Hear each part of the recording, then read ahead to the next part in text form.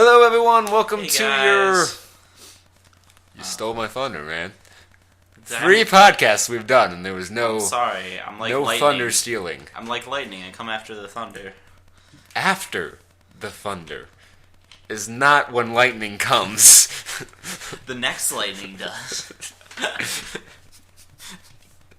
I was about to say, yeah, after the thunder, and then I thought about it as I was saying it. No, lightning, in fact, comes before the thunder because light travels faster than sound. Anyway, before I was so rudely interrupted with science, welcome to the 4th edition of the Saturn Studs podcast, recorded on a Saturday, hopefully uploaded on the same Saturday. The reason we waited is because we've got a Deadpool review for you. Yes, we do. But first, I want to talk about the adventure leading up to the movie. We will get to that, but we have to go through our normal progression here. Oh, we have a before. Okay. Yes, we have before we do news, as become a custom of us. We have some pretty broad spectrum news. Let's start with an upper. Gravitational waves, they exist. Nope. That's about all I can say about that. And Einstein, that's like the last of Einstein's major theories, right? Mm-hmm. To be either proven or disproven. And I mean, it's good for the theoretical community. There's not people are asking like, what's practical application? Nothing for like the next 20 years. Yeah. Like people are fantasizing about like gravimetric radar. So instead of using light radar, like or radio waves, you can use the gravitational waves from moving objects. But we're at the point where we're looking at the 2 most massive objects that we can detect in the universe, spinning it near the speed of light. I don't think we're at that level of sensitivity yet. No, we're a ways off there. That's the thing you have to keep in mind with theoretical physics. Most of it will not help you in any way. It's just for them to have, and us to say, oh yeah, that exists. Even more so with like theoretical math, because like no one, if you become a math major and you just do math stuff, no one has any use for that. No, none whatsoever.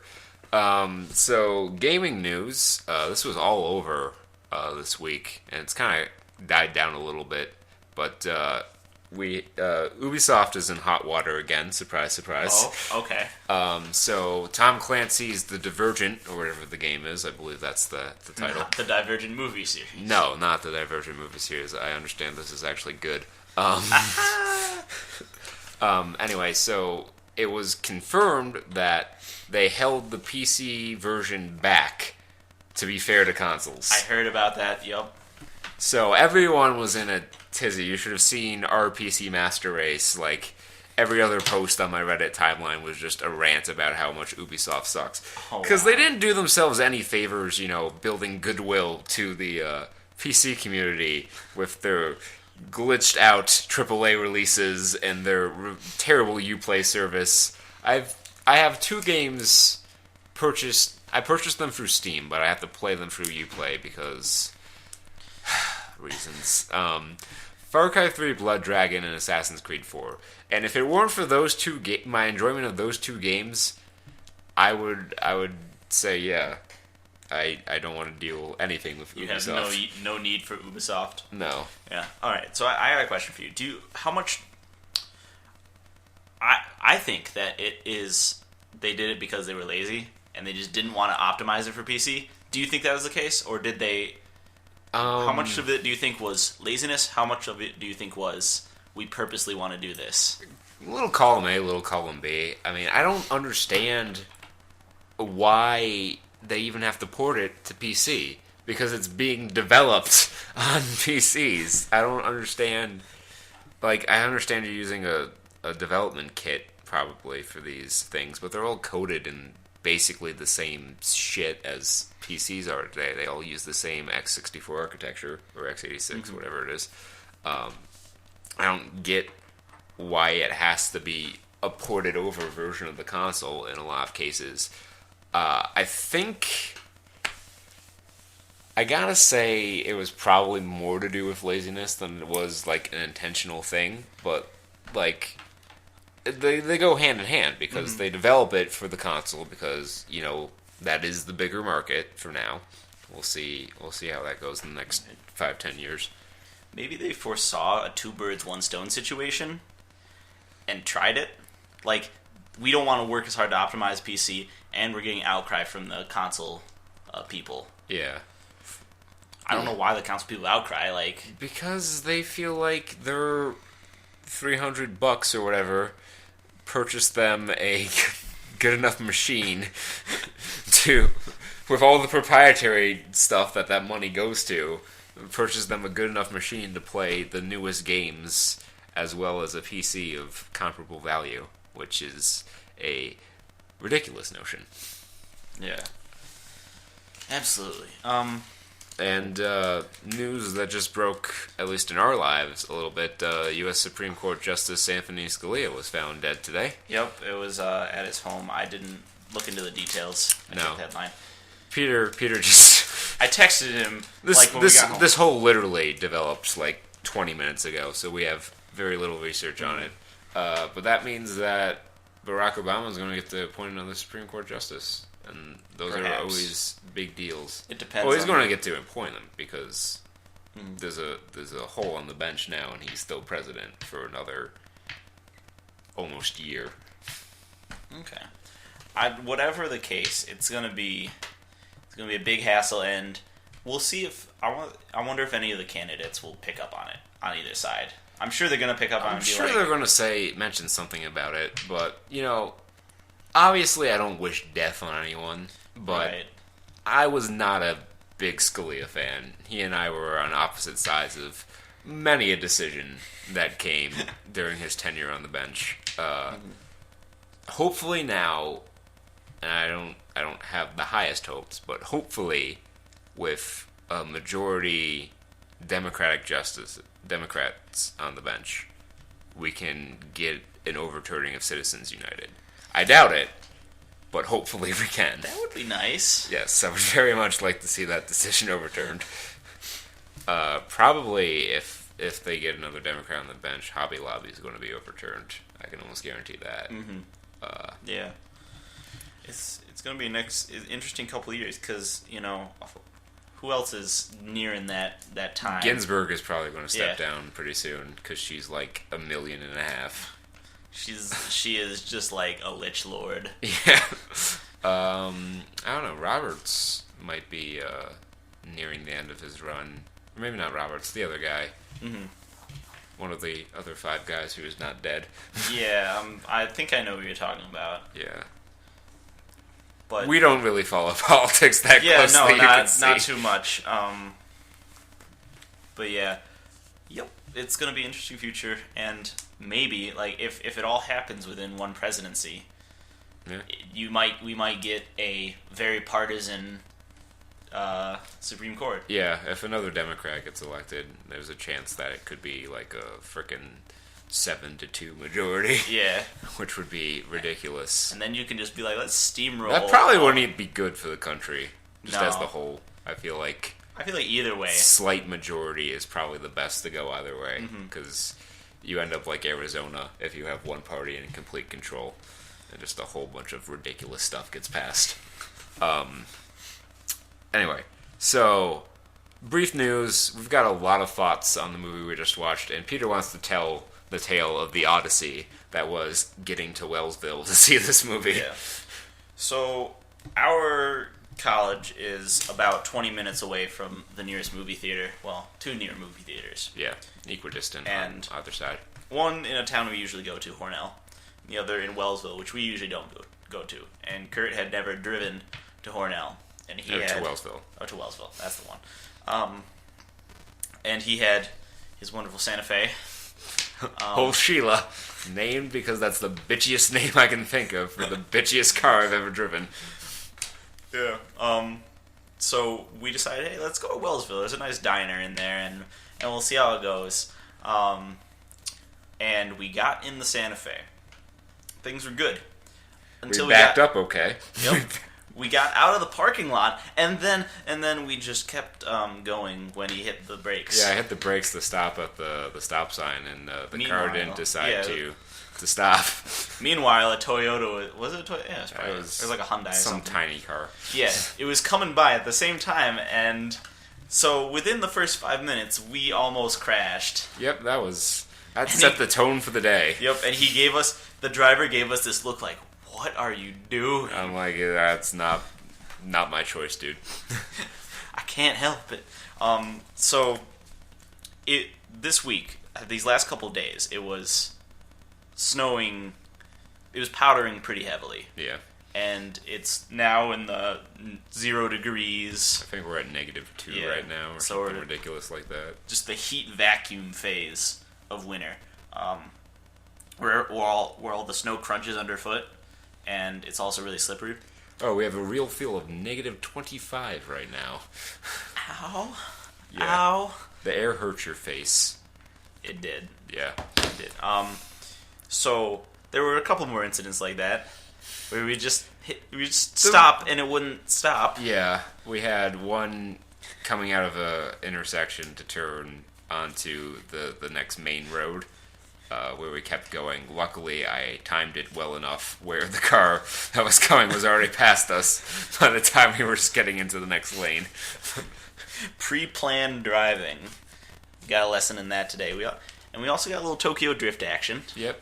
My car has a propensity to fishtail when there's more than an inch of snow on the ground. So we're driving in the suburbs, and we go out of a turn, and we start slipping and sliding into into one of the parked cars. We're like, I'm thinking like, oh god, we're gonna hit something. Oh my gosh! And Kurt does. This is a lesson. All you drivers who have forgotten this, you turn into the skid, and it'll straighten you out. Get control of your vehicle. And you save it like I did. Because I'm a very good driver. I just have a car that is not at all equipped to handle this kind of weather. It is a chunk of steel on top of bars of soap. Pretty much. So, long story short, we made it to Wellsville not in time to eat at the diner. Yeah, we got so there. a whole reason for going this crazy, sketchy backroads way to this other town was thwarted. For nothing. Yeah. We ended up parking. We couldn't park on the main street because those were all full and all metered. Yeah. So we parked in a back lot by the train tracks and walked. And we got there, and I kind of assumed this beforehand. There was a chance it was going to happen, but it was packed. Like, people were just standing room only. Exactly. And we could take stuff out, but I was like, well, I can't sit down because it's a diner. Even if something's fast, yeah, it's not gonna come there like that. No. So we walked down the main street in the frigid weather. Oh god, it was so cold. My ears felt like they were gonna fall off. Yep. Like the whole day, even when we were driving, the snow would come across the fields like a dust storm. Like there was some ghost army. I imagine it was the Dust Bowl if dust were snow. Yeah, like it was interesting to look at a small tornado head on. Yeah. So we eventually went to the authentic pizza place across from the Pizza Hut. Oh my god. There was a Pizza Hut next to this little mom and pop pizza store, and I was just like, do they really think they're going to compete with this here? Yes, I would like to forego this handmade pizza for this franchised bullshit. Exactly. Well, obviously we did go into the mom and pop place and we had a good slice. It was a good slice. A little sweet. I like the sweet. I don't know, Kurt, you don't. I'm not a big fan of the sweet. I was raised on Pizza Right. Okay. And it was a little greasy, but it had a nice finish. The crust was good. I'll give it a 9 for mouthfeel. Peter's like fucking giving this a Saget's review of like Bob Saget's review. Yeah, Bob Saget's reviews of pizza. And I'm just like, yeah, it was a good slice. And Peter's like describing the airiness of the crust. I'm like, dude, what the fuck are you trying to do here? I just want to equivocaminate my feelings. Who are you trying to impress? No one. I was worth mentioning, though. The small was actually small. Yeah, we found the one place left in America where small soda is actually small. Like, put your hand on the desk sideways, like you're karate chopping it. It was as tall as that. Yeah, it was a good 4 fingers of soda. Filled with ice still. Yeah. Alright, so we finally get to the theater, we get our tickets. $7, which was a pleasant surprise. Yep, it was just a little twin theater, one upstairs, one downstairs. Yeah. And I like that theater a lot because... it was nice. Yeah, it didn't have the stadium seating, so we sat up like almost the front row before the front section. Yeah, front middle. Yeah, and we could see just fine. There's no neck craning. We didn't have to be like skyscraper vision. Yeah, this is so much fun, guys. It only mildly hurts my neck. I had to do. The only time I ever had to watch a movie like that was when I went to watch Inside Out. Inside Out. Yeah, I skipped that one. It was okay. Yeah, I heard good things, but, it's a Pixar movie. It's usually well received. It doesn't mean I'm going to like it. So, anyway, we're going to give our, I don't know necessarily brief being the right word, but we're going to give our generalized non-spoiler thoughts on Deadpool now, and then at the conclusion of that, we will get into spoiler talks, so I will once again remind you when we're going to get into spoiler talks, so if you don't wish to be spoiled but still want to hear our thoughts on the matter, you can do so. Pete, you're up. Alright, let's go ahead with this. Comedy superhero. Yeah. It had to be done right. Because it's been done wrong many times. Yes. Guardians of the Galaxy, I feel, showed that you could make a superhero movie funny and still have it be good. And Deadpool showed that it can be perfected. Exactly. And I think this was the only... This sort of thing could only have happened with the power that Marvel has at this point. Because not only are the jokes really solid and very quotable, I would love to quote stuff in the non-spoiler section, but we'll have to wait till later. Yeah. It still had good action, and it had your MCU grade plot story effects. Yes. I think this was probably the funniest movie I've seen in theaters since 21 Jump Street, which was like 3 years ago at this point or whatever. So it's been a while. Just like, if this were just a comedy, it would be really good. But then it was also a really good superhero movie. And also, it was a really good Deadpool movie. Yeah, like, I was telling Peter this on our ride back, which was far less treacherous.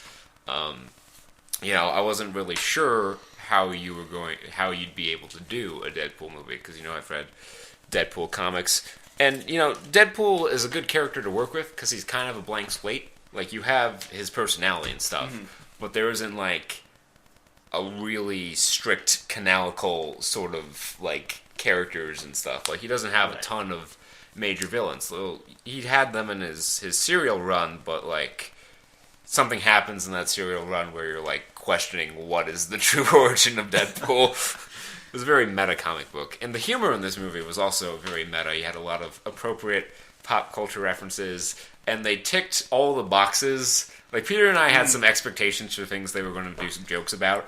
All of them were there, and we were very pleased. It's like, if you think they're going to make a joke about a character, they make the joke about that character. Yeah. If there's a trope, they put that in as just a parody.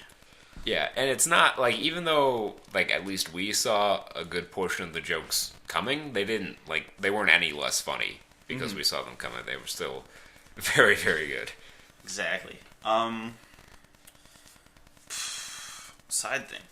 thing. This is kind of coming out of left field, sort of. But when I watched this movie, and I'll get to this more in the spoilers, it felt to me the most realistic, almost. And even though it's so zany, it felt the most realistic. I'm like, this could actually happen in real, like, if we had superheroes in life, this is what it would end up looking like. Yeah, it was very, very gritty, almost to the point where, like, when you see a character that had a lot of special effects associated with him, like Colossus, it, like, almost seemed out of place in the movie, because everything else was, like, really, like, grounded in reality. That's kind of what I like. Because Colossus's character seemed very, like, out of place in the movie. Yeah. Oh, I thought it felt right. No, he was good in the movie, but, like, complete contrast to, like, what you'd expect to find in the movie, Yeah, for the movie. But, like, I guess what I'm saying is, like, the scenes with the X-Men. Right. The X-Men are in this movie. It's not even a spoiler. No. Anything that was in the trailers is fair game to talk about. If the X-Men were real, like, that's what I feel like they'd act like. Yeah. And that's how I feel people would act towards them. People would just give him this kind of, that's weird, or that's interesting, and then just kind of keep going. Yeah, I felt everyone in the movie did a really good job, especially Ryan Reynolds. I had faith in the casting, like back in X-Men Origins style. I'm like, yeah, he's the right guy to play Deadpool, and it turns out he really was the right guy to play Deadpool. He bathed in that role. Yeah, I think he was actually born as Wade Wilson, and just now the stars aligned where he could play the character. It's who I am inside. Yeah, he really like became Deadpool, and I guess it wasn't really too far a stretch from his like normal personality, but it really came out good. Colossus was good. Everyone cast did a really good job, and you knew right from the opening credits what kind of movie this was going to be, because they were cracking jokes right from the opening credits. Yep, that was a wonderful establishing shot. Yeah. It's one big shot, and I'm not going to say it, but it just tells you everything about all the kinds of jokes that are going to It's like Star Wars Episode 4 level of establishing shot. Like, in that first shot of Star Wars, you know what's going on. Like, the scene's been set, and it was this level of scene setting in this movie. How much?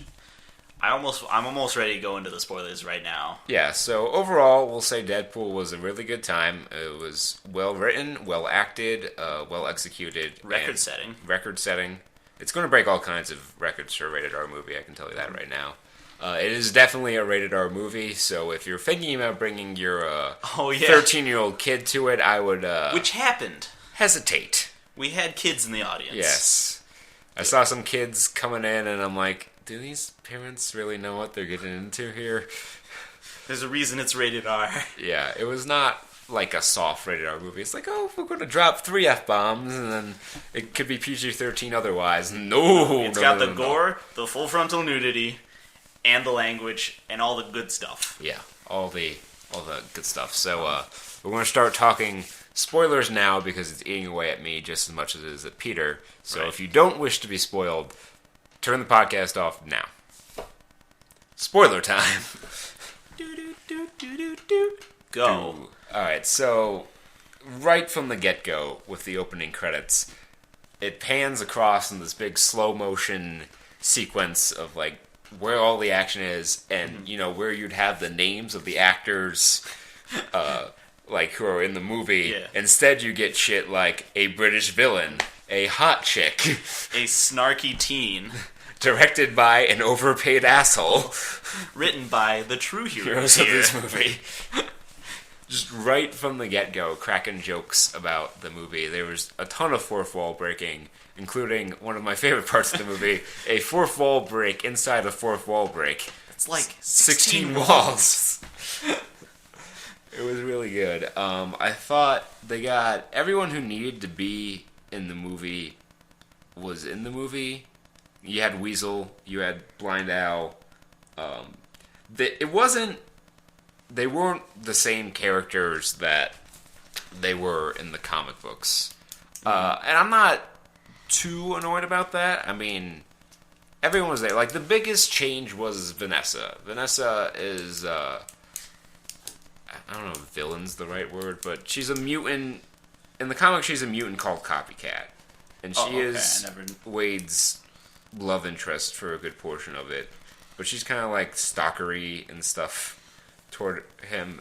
And, I mean, it doesn't lose anything by her not being Copycat. And again, there's a sequel coming out, so who knows? They can put that in. Yeah. But, all the characters were there. I mean, Weasel was a bartender, not a blind man. Why did I always say blind man? Was a bartender running what is, I guess, supposed to be Hell House. I mean, it's they call it a school for wayward girls as like the cover for it, but Hell House is a place in Chicago in the Deadpool serial run where all the mercenaries like go to drink and have their jobs, and the Deadpool was something they had running, not like a Weapon X thing like it was in the comics. Right. And also, I'm not sure if it was Weapon X. I mean, it It kind of felt like Weapon X. it wags its eyebrows at Weapon X. It's like, yeah, you remember this sort of thing that kind of happened. You kind of remember X2, right? Yeah. Coming into this, for me not knowing the Deadpool comic, like you do, Yeah. It felt very like Daredevil-esque to me, where you could tell like that person's probably a character. That's probably a character, but you don't, it's not as iconic as like the Green Goblin. Yeah, and I thought they did a good job with Daredevil too. They didn't necessarily like adhere like fucking Gorilla Glue to the source material for that, but they did a well enough job presenting the characters that I didn't mind it. The biggest change for me is I don't know that Blind Al is really black in the comic. I mean, it totally does not matter. Like, it worked fine. I would describe her as vaguely ethnic in the comic. But I don't know if it was weird. It's just something I noticed. I'm like, yeah, whatever. It's different. It fits. What was I gonna say? Oh yeah, the whole plot. I think it was an interesting way to do it because they were able to fit. They almost like stretched it out. Yeah, they got the origin, but not in a bad way. Yeah, it wasn't like a chronological start at the beginning origin story Deadpool stuff. The full Act 1 is one action sequence that is interspersed with flashbacks. Yeah, and it wasn't like one long continuous flashback, which was the other thing I was going to say. They were like Deadpool stuff, flashback, Deadpool stuff, flashback, Deadpool stuff, flashback. Some of the flashbacks went on a little too long. I wouldn't go as far as to say the movie had pacing issues, but there were times where I felt, this flashback's kind of been going a while. Mm-hmm. Yeah, I do like that they at least tried to make the action beats fit with the flashbacks, so it wasn't as homogenous. Yeah. As some movies. And then, what was the second act? Like, was there a second act? I think you could lump the first and second act together in that thing. Like, I guess if you had to pick second act, it was when Deadpool goes back to his house, and they have the 16th wall break. Yeah. And, they move forward with the whole kidnapping of Vanessa. Right. Well, that would be the second act for me, and the third act would be them going to get her back. I think that makes sense. But, yeah, this is definitely not... It doesn't follow a 3-act structure too hard. It's pretty unique in its presentation, and I think it benefits for it. Absolutely. But, we can't not mention some of the jokes. I mean, some of these were right on point. Like, our list of things that they were going to joke about was there was going to be a Hugh Jackman joke in there. Yep. There was going to be a Barakapool joke in there. There was going to be a Green Lantern joke in there. And they were all in there. Yep. Like, the beginning, he's like, I bet you're wondering whose balls I had to fondle to get my own movie. Well, I'll tell you, it rhymes with Pulverine. And he's got a couple of smooth ones down under. I didn't... Well, what was the second person? Barakapool. Baraka's a character in Mortal Kombat that the Deadpool and X-Men Origins Wolverine strongly resembled. And he had a little action figure. Okay, that's what that was. Yeah. Okay, I wasn't sure. That makes sense. Some of the references I think were really clever in the way that their execution was. Because, like, I'm thinking in particular, there's one time where he checks his watch and it's an Adventure Time watch. Yeah. Part of me said, that's really dumb, why would you choose Adventure Time as your reference? But then I thought about it, I'm like, well, it's topical. But when you take it out of time and it becomes, like, dated, people will still know, like, oh, it's a cutesy watch. Yeah. As in contrast to his style. So they don't need to know what it's from, just that, like, what it implies. Yeah. Yeah, pop culture gags were a big part of the Deadpool comic, so you had to have them in the movie, and I think they were all pretty spot on. Like, when he's being wheeled in to get experimented on, he's like, just don't make the super suit green. Or animated. As a jab at Green Lantern. The fucking Ryan Reynolds poster in the opening shot. Yeah, like the Sexiest Man Alive cover. And he made a joke about Ryan Reynolds, like, Al's trying to tell him that looks on everything. He's like, yes, they are. Do you think Ryan Reynolds got where he is because of his superior acting method? self-burn. The best kind of burn. Fourth wall breaks were executed very well. Yes, there wasn't so many of them that it became, like, overly, like, okay, guys, I get it, he breaks the fourth wall.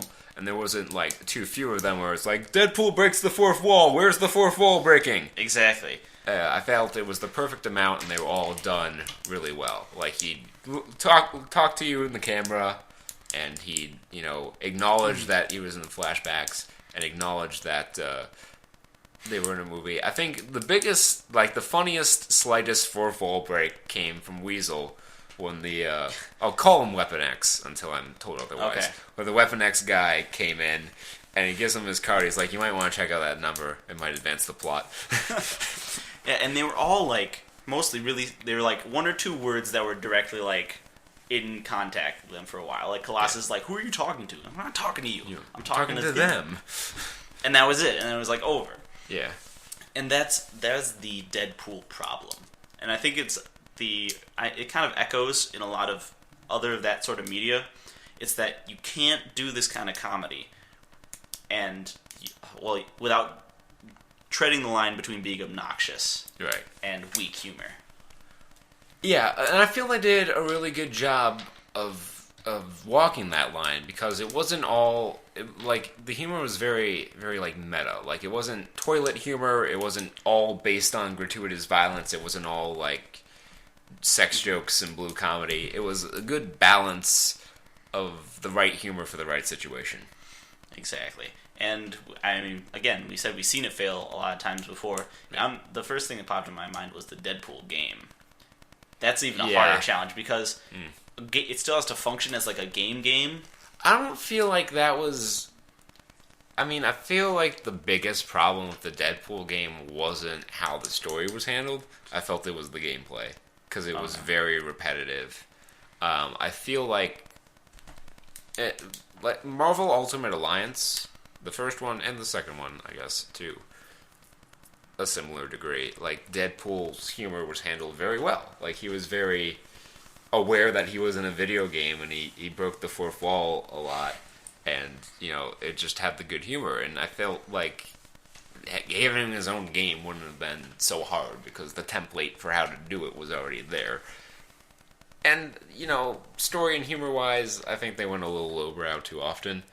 But, again, the biggest problem with that game was the gameplay and how repetitive it was. It's still not a bad game if you can get it on sale on Steam for, like, $6. I'd say go for it. Word. The superpowers. I think one of Marvel's bigger skills that they've developed is superhero movies that don't really use superpowers as, not all the flashy superpowers, I mean. Right. The ones with more subtle ones, like Captain America, like Hawkeye. Yeah. Hawkeye and Black Widow. Even Iron Man's not too obnoxious. I guess the most obnoxious would be Hulk and Thor. Yeah, because Thor's supposed to be like a fantasy. Yeah, Thor's a fucking god. Yeah, exactly. He should be powered as such. Lots of light and thunder and... He's the god of thunder. It would be kind of stupid for him to not have any powers related to that. Exactly. And I liked, and they did it again with this. He has superpowers. He had his healing factor, and it was done well. Mm-hmm. They It wasn't acknowledge it and let it be. Yeah, like, you can see his, like, bullet hole closing up when he's looking through it. And, it wasn't, like, powered up to some ridiculous level like X-Men 3, the end, when Wolverine's, like, walking toward Jean and he's, like, regrowing himself as he's getting disintegrated. It was like, no, he cut his hand off and he grew a little baby hand for a while. It takes a couple weeks. Yeah, it took a while to get back to where it was. Couple weeks, but, yeah. There was no super flashy superpowers except for, what was her name? I don't know. Nega Warhead Teen something or Mega other. Warhead Teen Thunder Bitch or something like that. Thunder Bitch. That last part might have been me, but... What, is it going to be a mean comment or long silence? He's kind of got me in a box there. Oh! It was so great, and I lost it when he fucking when she said something, and he's like, "Shut up, Sinead," because she looked scarily like Sinead O'Connor. A reference lost on many of the younger people in the audience, I'm sure, but I laughed my ass off. Oh, it's Ripley from Alien 3. God, you're old. There was some kind of struck me. There are like a couple of continuity issues, which I mean can be written off as like, you know, it's Deadpool. Don't pay attention to that shit. And I didn't. I was like, you know, I'll let it roll. But you know, some of them still came up. Like some of the strengths, like the strength ratios, felt weird. Like you have one character that's powerful than character 2, and he's more powerful than character 3. But then character 3 like beats the crap out of character 1. Yeah. I feel like they really... Colossus, to use a wrestling term, really put over the one girl that was like Billy Zane's... Yeah, I think her name was Angel. Yeah, Angel. Ajax and Angel. Let's talk about the villains for a little bit here. Okay. I'm not sure who they were supposed to be. Maybe they weren't like supposed to be anybody. I mean, like Ajax, fast reflexes, numb pain. My first thought was Taskmaster. I'm like, but why wouldn't they just make him more like Taskmaster if they wanted it to be Taskmaster? Angel. Oh my god, I can't believe I'm blanking on it. But there was a character. Is it a Marvel or DC character? It was Marvel. It was in the Deadpool comic. It was during the arc where Deadpool had to get roommates. Oh. I love how that's an arc. Yeah. It was during the when Deadpool got cursed by Loki to look like Tom Cruise. He had to move in with some roommates. I want to say Titana or something like that. There was some bitch who had super strength that I feel like that was based on. But, like, as far as major Deadpool villains, there aren't a whole lot of, like, unilateral in all of his media established villains. Like, he had a few in his solo run. He had Taskmaster and his I guess you would say his arch enemy T-Ray, who may come up in the sequel.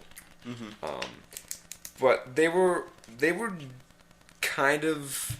I feel like villains was probably the weakest part of this movie, but that's not bad because of how the movie was set up. Right. It didn't really need super strong villains. Like most comedies, the villains tend to be the weaker part because they have to be like serious. They were kind of throwaway villains, like, but this Angel like beat up on Colossus pretty hard after Colossus made Deadpool look, you know, super weak. Which I guess is alright, but like if I'm supposed to take Colossus serious as an ass kicker in Apocalypse, you know, this throwaway villain beating his ass, doesn't do him any favors. Of course, when he stopped holding back a little bit, he took control and all that, and then there was a nib slip, and then that was a fun joke. Yes.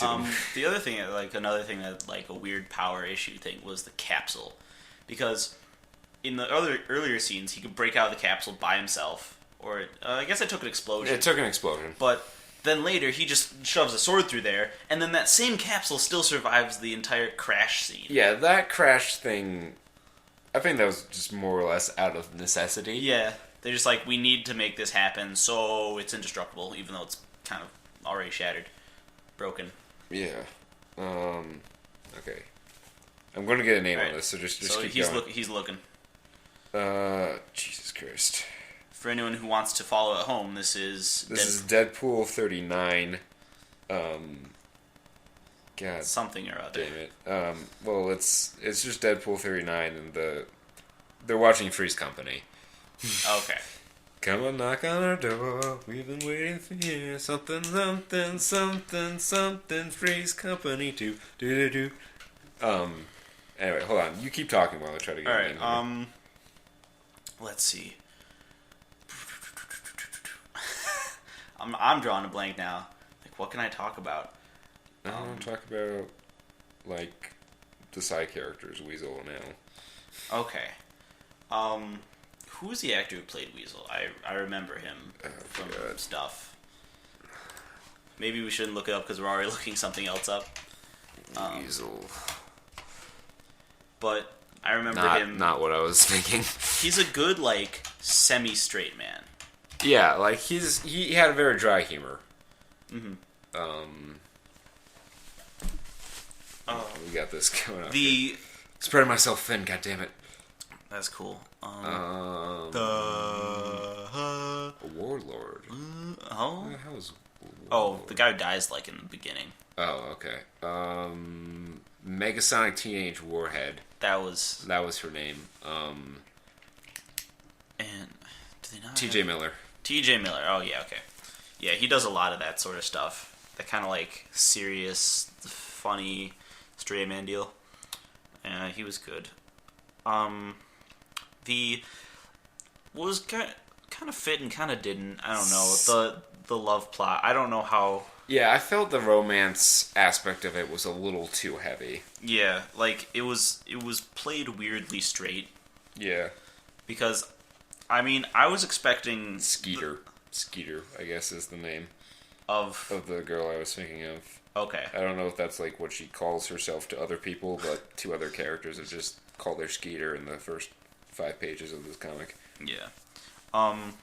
Yeah, the love plot was played weirdly straight. I think because I feel like part of it is one or the other, cause and effect. I don't know which is which. Because it's so close to Valentine's Day.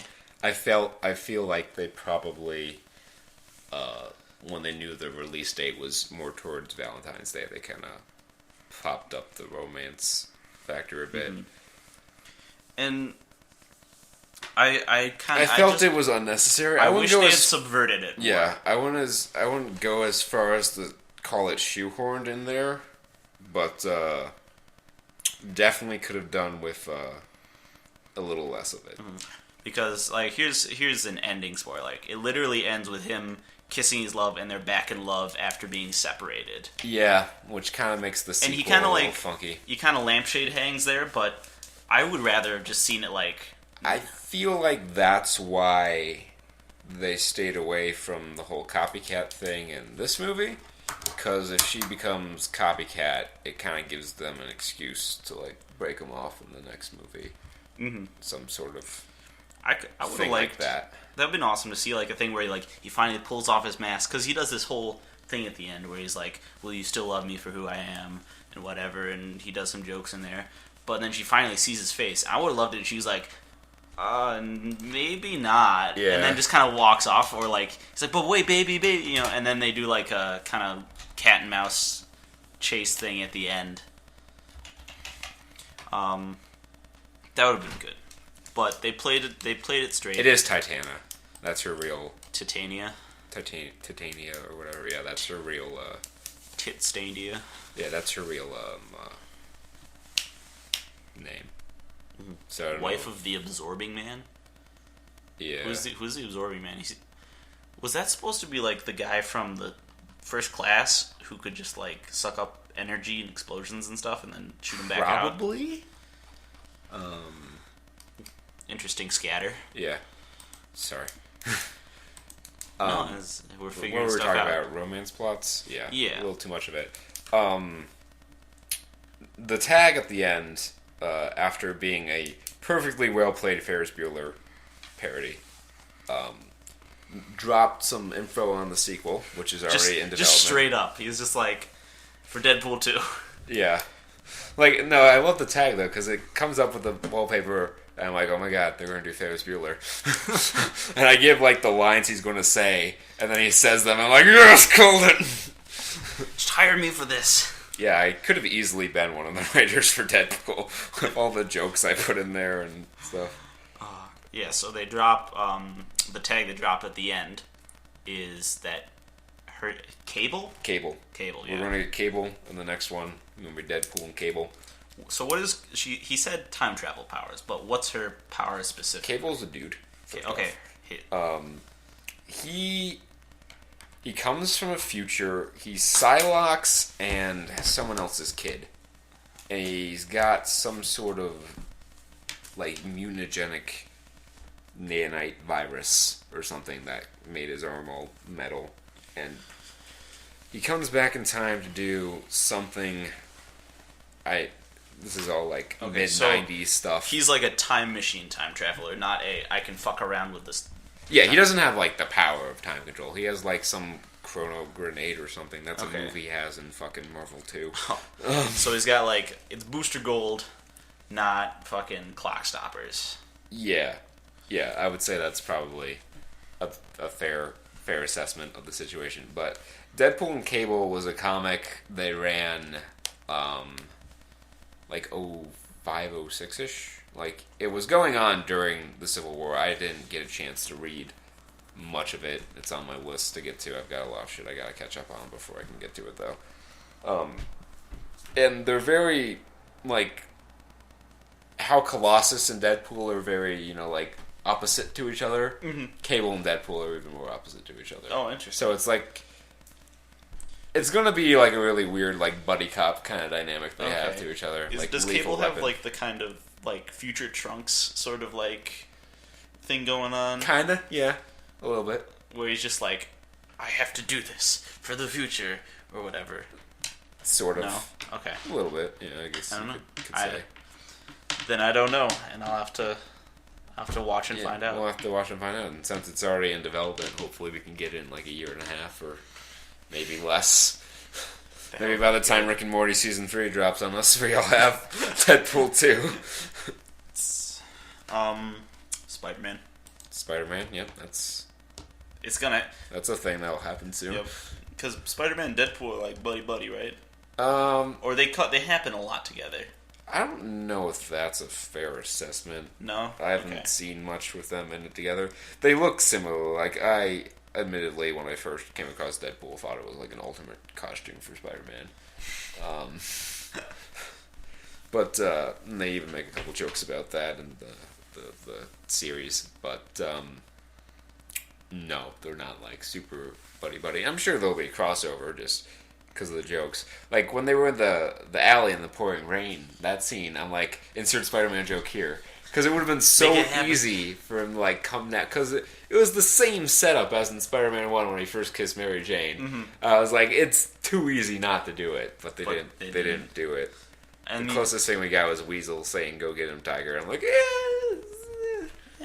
I would have gone a bit more overt had I been writing the movie. But that's just me. Yeah, and I mean, they even put in a Batman joke. Yeah. Put in a Batman joke, but they couldn't put in a Spider-Man joke.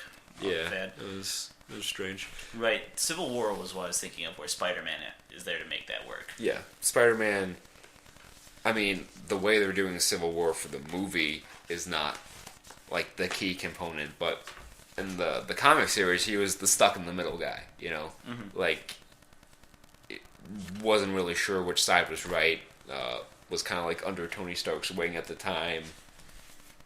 Very important character in that whole story. But this is going to be more about Bucky and Captain America, which I'm not saying is going to be bad, and you obviously have to limit the scope of Civil War to make a movie about it, because it was a 106-issue serial. Christ. Can't really fit that all in 2 hours. Mm-hmm. It had to start off as because this movie is the Captain America Civil War, and maybe they'll just bring it out into a future one as Marvel Civil War. I don't think they're gonna go with that, just because, especially, like, I feel like Sandy Hook ruined any chance of, like, the comic book Civil War happening, because it would be in poor taste, because there is, like, a school massacre that happens to kick off the whole thing. Yeah. We'd probably get some letters from some concerned parent groups. I almost think they could do it well and do it in respect. Yeah, but, like, then you're gonna have people like, oh, it's a metaphor for gun control. Politicize it. Yeah, politicize it. Just as it was politicized in the comics. Yeah. I think that... I think they're doing it the way they have to do it. Would I like to see someday, somehow, a Civil War movie, like, based more on the comics? Yes and no. I think it'd do better as, like, an HBO miniseries sort of thing. Like, you have, like, or like a Daredevil, like 13-hour long episodes to tell the story. I think it'd work better in that format, but we're getting off track. Sorry about the scatterbrain toward the end here, but overall, Deadpool is a fantastic movie. Go out and see it, definitely. Unless you're really young, don't do it. Then don't do it. If you're old, if you're really young, you really shouldn't be listening to this podcast either, because I say fuck a lot. Yeah, for reals. Get out of here, you assholes. Yeah, get out of here. If you're really old, I mean, go watch it, but we'll give you a weird look. Yeah. Like, there are some old people. I'm like, are you sure you know what's going on? The humor is definitely for people who grew up between 86 and 98. I would say would definitely be like, you'll get all the jokes if you were a child, young adult, or teen in those time periods. Right. But no, go ahead. Okay, yeah. What was weirdest to me about some of the audience reactions that we heard during it was like they would gasp, be like, "Whoa!" at the weirdest times. Yeah. Just like when someone gets generically stabbed. Yeah, they'd be like, I'm like, you just saw a guy get decapitated and have his head kicked off like a soccer ball into another guy. I think that was a little more traumatic. But yeah, it's violent, it's crude, it's everything you want Deadpool to be. It is one of the most true representations, like one of the best superhero movies that capture the feel of the hero since, I don't know, Iron Man, probably. Really hit the nail on the head. Good job to everyone involved making it. I look forward to Deadpool 2. And thank you for listening to this podcast of things and reviews and rambles and odysseys to far-off lands in western New York. Just let you continue with that one until you ran out of gas. Yeah, I was hoping you would come in and cut me off and refocus. Okay, we're done. Okay, goodbye.